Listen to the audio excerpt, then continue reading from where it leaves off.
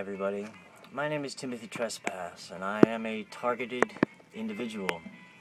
I'm coming to you from the wonderful location of the room that we once rented from these people.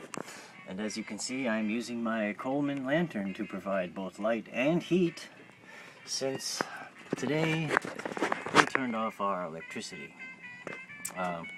We called Con Edison, the power company, and asked if we could put the power in our name. We were willing to pay the $300 or $400 that the people we were renting from didn't pay. And the guy who is the who's the landlord's guy or whatever, called Con Edison and said, "I'm the owner of the building, and I don't want anybody else turning the power on, so turn it off because there's nobody living in there." And whether that's true or not, they wouldn't let us put it into our name. Wow. And so we went out and got a generator, which was not cheap. Inverter generator, 2,000 watts. And it's sitting here. Wow, my face is fucked up. It's sitting here. I've got it all set up and running, and it's just enough to run a few lights and some fans to blow the carbon monoxide out.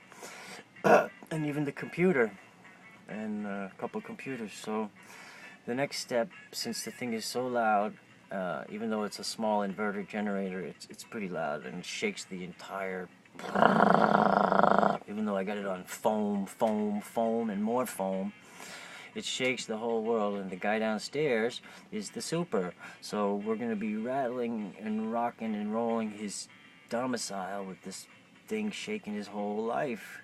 And he was upset that the cat was running around up here making little footprint noises. How do you think he's going to feel about this?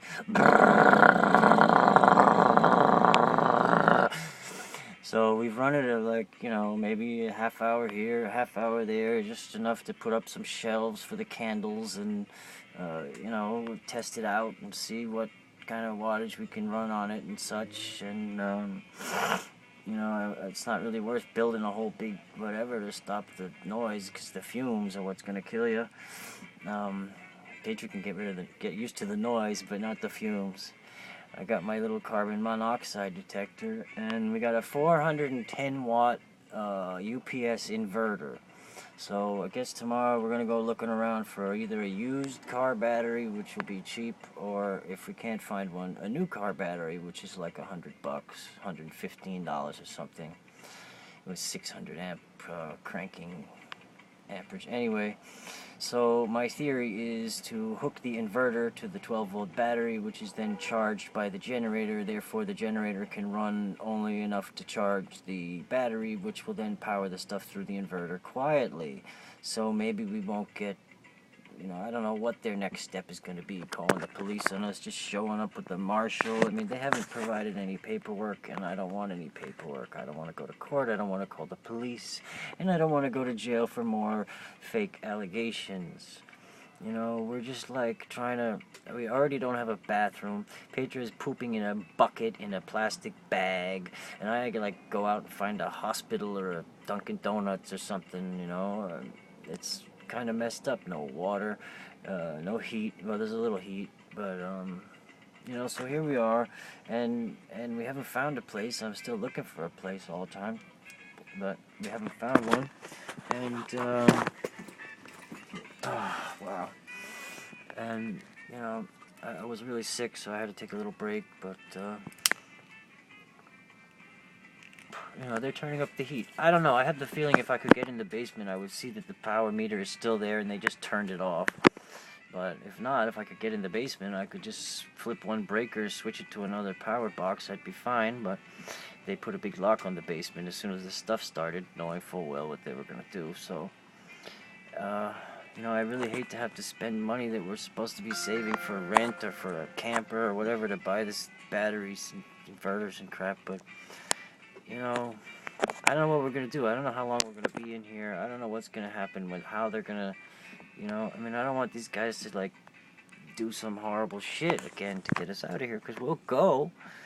But my thing is, I was just trying to, take advantage of the time that we had to save up a little money, and, hopefully we could find a solution by then. But unfortunately, we haven't haven't found the perfect solution. We found some pretty good ones. There's been some really kind people out there.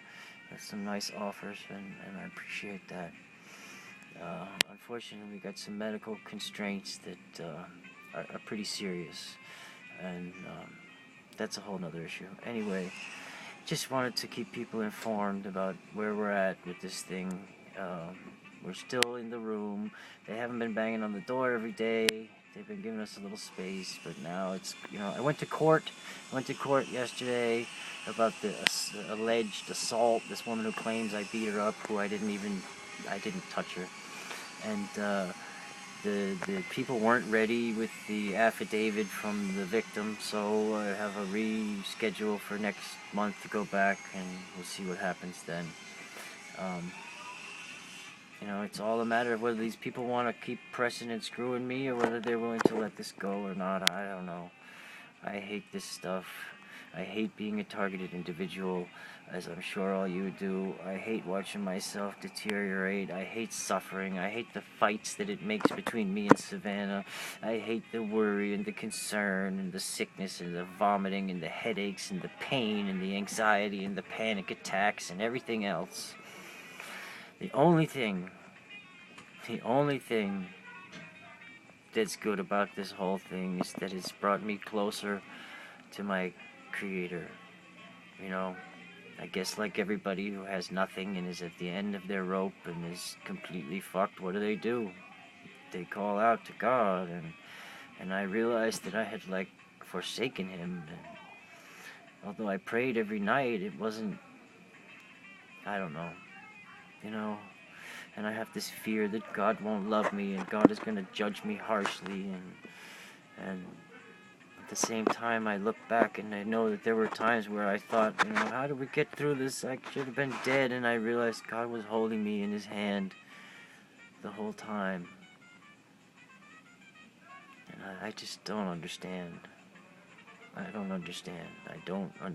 That's one of the things this torture has done to me, is taken away the belief structure that they had used a lifetime of programming to ingrain. And now I'm sort of I get it. I see all these permutations and stuff, but I'm still don't know what to do. Watching myself deteriorate. I know this crap is in my blood, eating the iron and leaving its bacterial, metal-eating sludge to toxify everything inside of me.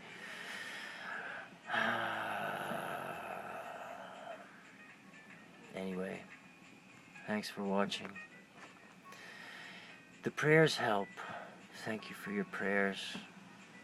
We're still accepting donations and kind words. As well, we pray for everyone who's suffering like we are. How did this world get to be the way it is?